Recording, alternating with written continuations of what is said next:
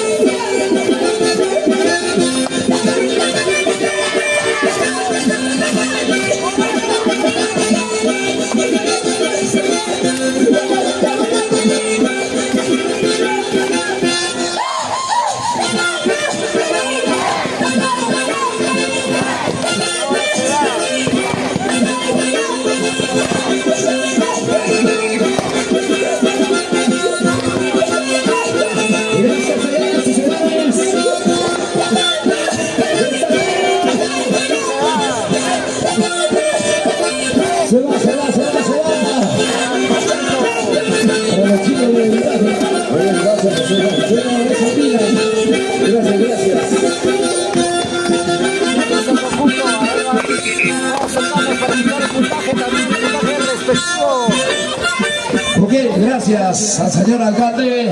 Gracias a ustedes, chicos. Héctor Antonio, regidores, muchas gracias. Una gestión ahí. Vienen trabajando incansablemente, más de 50 obras. En estos 2 años de gestión. Muchas gracias al alcalde que viene trabajando incansablemente por nuestra provincia de Tayacata. Gracias al señor regidor Raulito Ramos. Queremos agradecer a cada uno de ustedes en esta noche.